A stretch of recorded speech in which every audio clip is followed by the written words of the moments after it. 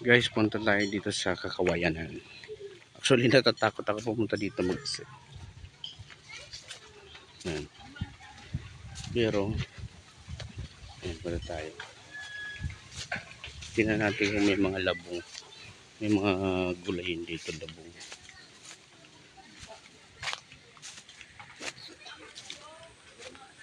Yan ang bahay ni Ate Rosa. Yan. Bahay ni Ate Rosa dyan. Medyo maganda na rin siya, nakasiminto na. Yan. Saka dito sa paikot dito, puro yan kawayan sa mga damo. Yan. Ito yung kawayan. Taas yan ang kawayan na yan. Oh. Diba? Taas yan. Puro kawayan yan. Malalaki. Minsan may ahas dyan. Ayun naman yung matatanaw yung bahay namin doon. Yung bahay namin. Ayun. Yan. Yung bahay namin doon. So, ikot ko kayo dito. Anong klaseng ano to? Anong klaseng yan. Parang siyang gabi. Pero hindi siya nakakain. Mga damo-damo lang siya. Mga damo-damo lang siya. So, ito yung kawayan. Makatakot naman to. Parang may ahas dito. Ayan. Ayan. Katakot man yun. Katakot naman dito. Ayan. So guys, tinan mo guys. Oh, hindi tayo sa kawayanan. Katakot to. Kasi nyo. Oh.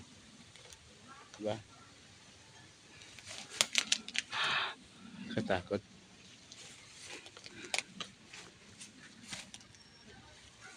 Baka may ahas dito. Silipin natin dito. Dito sa may ano, ilog na yun sa kabila. Ilog na yan. Dito mo dun sa taas. Dito na ang ilog. Daming kawayan na naputol dito. Siguro nung bumagyo. Tumba na ngayong kawayan na isa. Tumba na yung isang kawayan doon. Yun sa kanil kawayan din yun. Ito. Itong mahaba na to. Oh.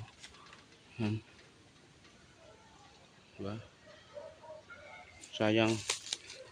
Pwede yan maano. Pwede ito gawing pang ano, sa luto. Panggatong.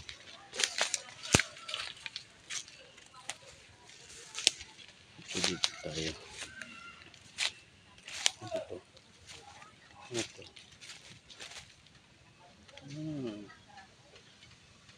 Bote ng Pepsi.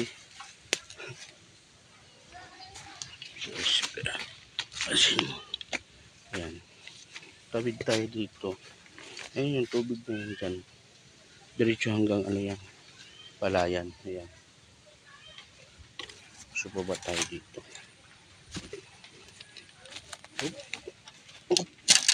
Ito tayo ni Rosa dito.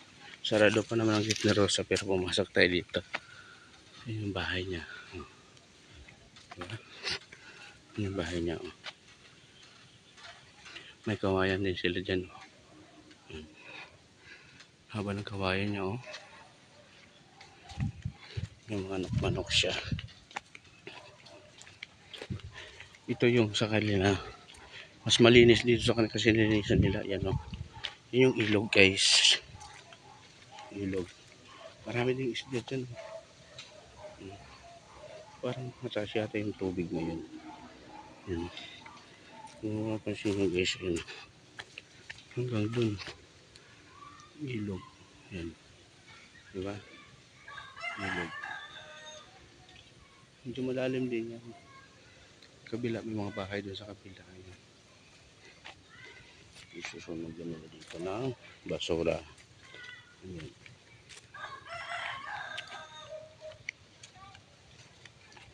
Meron dito noon. May nuno daw sa punso. Pero may punso sila dito. Hindi ko alam kung punso ito. Punso din yan, di ba? Ayan, punso yan, oh. Punso o bahay ng langgam. Hindi ko alam. Uy, meron silang pato. May alaga yan, oh. Punso daw yung punso. Yan dito pato. Ayan. Kanino pato? Kanino kayo alaga pato? Ha? Kanino kayo alaga pato? Malawak pala dito. Malawak pala dito yung kanilang bakuran. Ngayon lang ako narating dito. Oh, meron din dun. Oh. Here. Subo ba tayo dito guys? Meron din dito po. Meron din dito. Punso. Kanila ang tawag punso. Punso. Pero alam ko bahay ng langgam yan. Pumasok na tayo sa bahay na Ate Rosa. Ayan. Nakabakod siya. Sarado. Pumasok ako sa loob nila. Kasi duman sa gilid. Yan, marami siyang malagang manok. Yun yung bahay namin doon. Okay, sarado. Walang tao kasi wala dyan. Tricycle nila. Kawayan din to guys. Gumandang kawayan kasi nililinis siya tapos inaayos niya. So, kailangan tayong tumawid. So, hindi tayo makakatawid dyan. Mataas. Ayun. Mataas. Balik tayo sa ating dinaanan kanina. Dami manok po.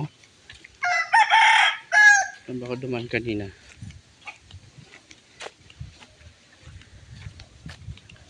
Dito tayo dumaan kanina dyan.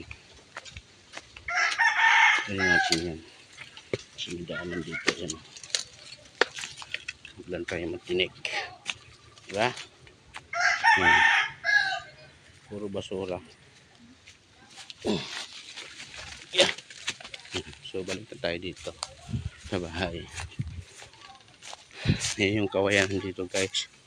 Gusto mo ng kawayan, mayroon ako pagkukunan ng kawayan. Laking tulong sa amin yun ang pagkakain ng bahay. Pinang tukod sa ilalim ng bahay yan.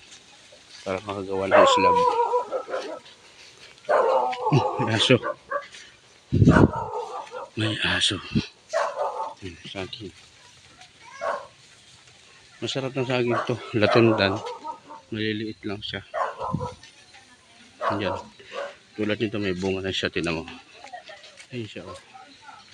Diba? Ayun siya. Latundan niya. Masarap yung pag nahinog. Amin yan. Ayan. So guys, thank you for watching.